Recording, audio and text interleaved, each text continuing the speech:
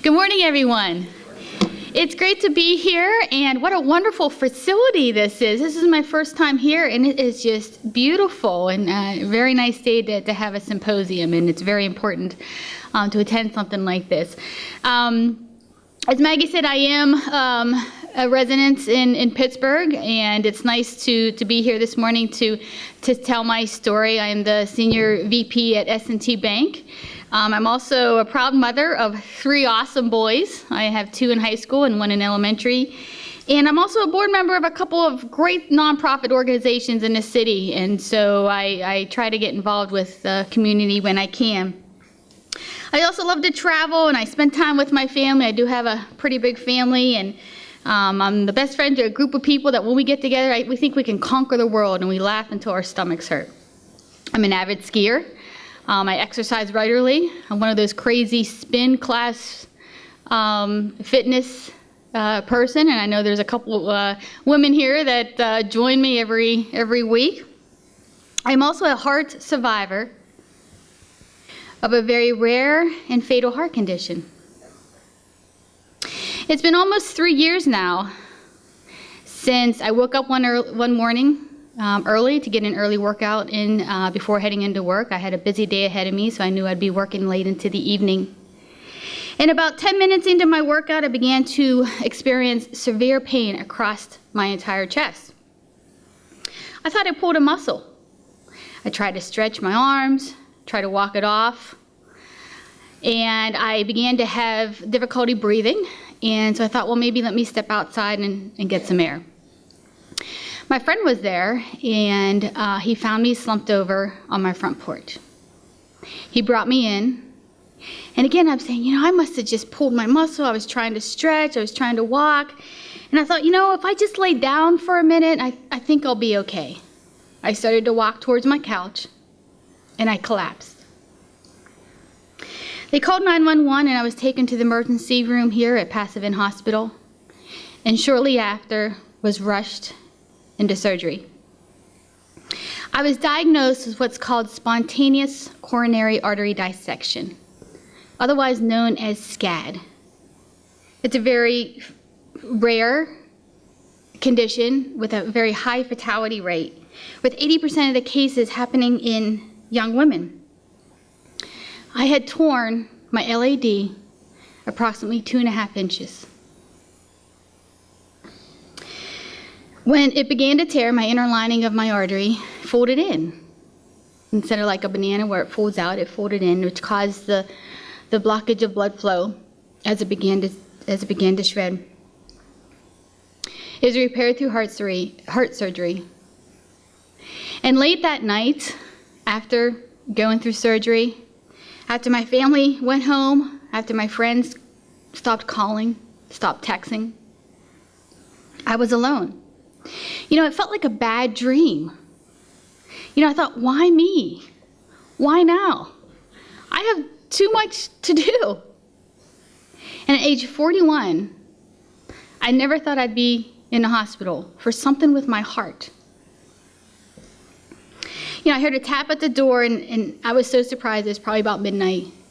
And my cardiologist, Dr. Lucero, Dr. Jojo from Pasadena Hospital, walked through my door. He sat on the edge of my bed, and a look in his eyes I will never forget. I said, Dr. Lucero, tonight I only have 2 questions for you. Why did this happen to me? And am I going to live?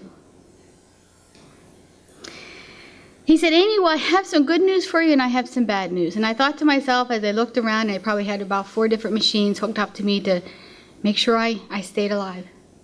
I thought, Dr. Jojo, you tell me what you think I can handle. He said, Amy, the bad news is that what you have just experienced is very rare and fatal heart condition. And so there's not much research done on why this happened. And a little research that has been done, most of it has been done post-mortem.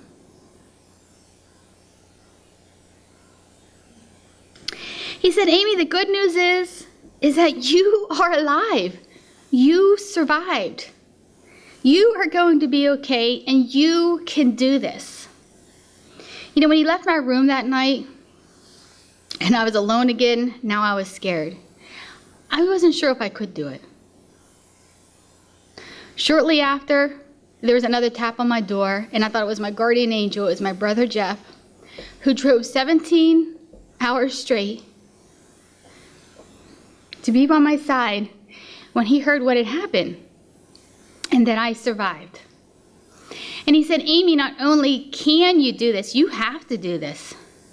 You have 3 young boys who need their mom. I spent about a week in a hospital, and shortly after, I completed 8 weeks of cardiac rehab at Passivant Hospital. 3 months after recovering from my heart surgery, I ran my first 5K. My goal was to run the entire race and to finish. I just wanted to finish, and that I did, and I felt strong. I actually was there to support my sister who was running the half marathon.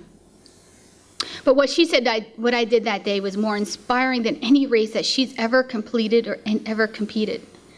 So she was actually there that day to support me, to watch me cross that finish line.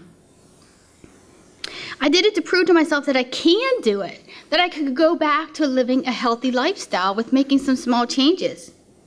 I did it for all the women who didn't survive SCAD and whose families deal with heart disease every day and the ups and downs that we deal with. I did it to inspire others who deal with heart disease. So why do I share my story? Because I can. I'm here. The fatality rate of SCAD, of my heart condition, is significantly high. And with little funding and known causes of the condition, I tell my story to broaden the awareness. 80% of the cases occur in younger women who have similar profile as me. I didn't have any family history of heart disease. I did not smoke. I exercise regularly, and I've always had good cholesterol screenings. So as I continue to be a case study for my wonderful cardiologist team here in Pittsburgh, along with a national group, I'm trying to do my part to broaden the awareness, and so that we can take action when there is something wrong. You know, a question I always get asked is, first of all, I didn't know the signs of a heart attack. Well, didn't you know the signs? Did you see this coming on? And I didn't. If I look back now, I probably was very fatigued leading up to this, probably the week before. But who's not tired? Who's not stressed? And so it's so important for everyone, not just women, to really take your health seriously and to listen to your doctors. And don't skip those appointments, because it's so important. If this can happen to me, it can happen to anyone. So I have teamed up with the American Heart Association, specifically the Go Red for Women movement. I've been a national spokesperson. I was selected last year during our 10th anniversary in celebrating impacting the lives of millions of Americans across the country. My story has been told throughout the country. I have been featured in the Women's Day magazine. I presented at the Red Dress Awards up in New York City. And so they also provide some great resources on how to live a healthy lifestyle, the signs to look for heart, stroke. And so it's just another avenue for people to have. So I am so honored to be here this morning, to be able to share my story with you so that you can help me broaden the awareness of heart disease. Heart disease is the #1 killer in women. Every 60 seconds, a woman dies from heart disease or heart-related issues. More women die of heart disease than any form of cancer combined. And we don't talk about it. Unfortunately, heart disease is often silent, it's hidden, and it's misunderstood. An estimated 43 million women in the United States are affected by heart disease. And 90% of women have one or more risk factors for developing heart disease. And the sooner we know what those are, the better that we can take some action on preventive measures. So thank you so much for asking me to speak. And I would love to take a few questions here, and I'm also going to be staying after if you'd like to talk to me one-on-one. Thank you.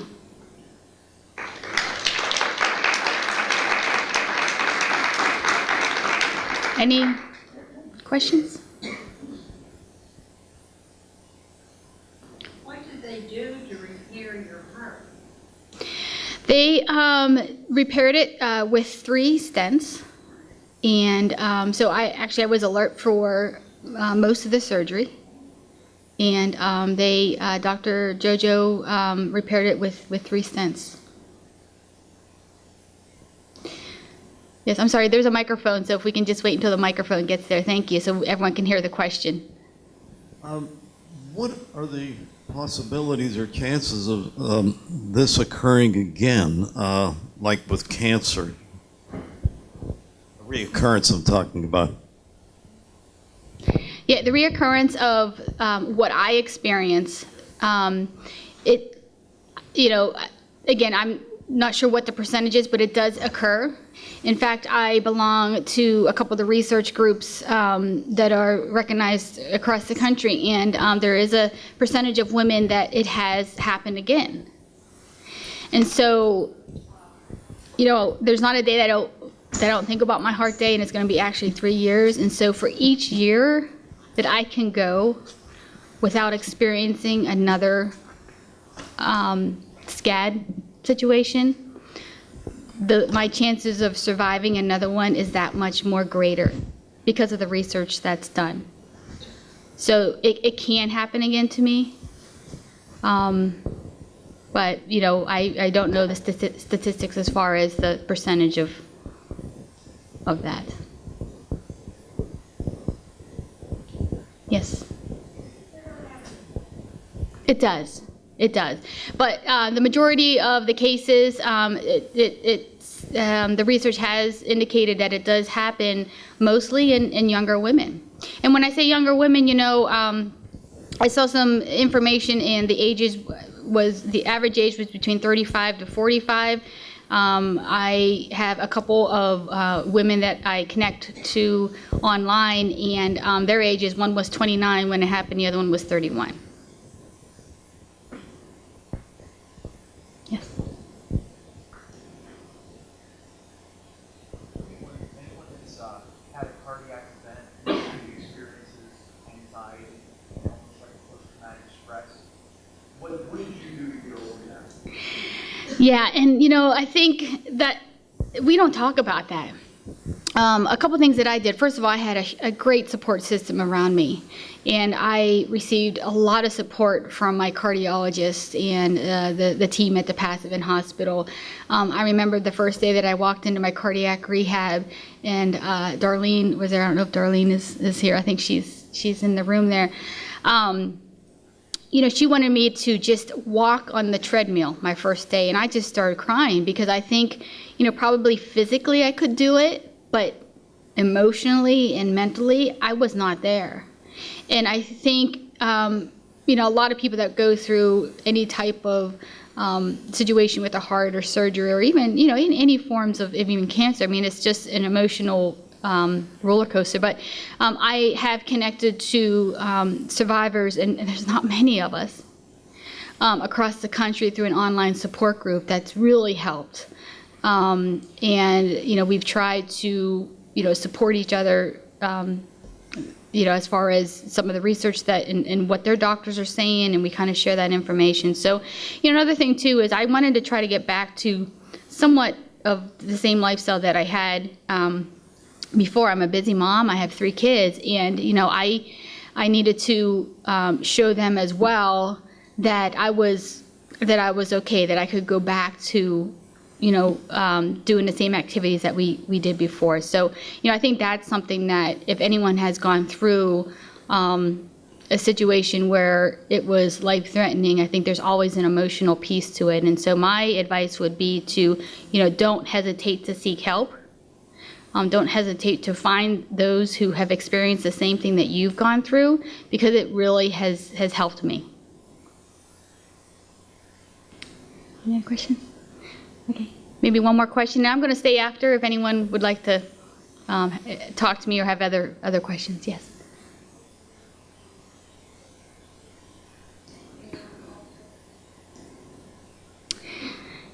The question was, am I taking medication and is it genetic? Based on what I've been told on the little research that's been done, there's really no connection on the genetic side.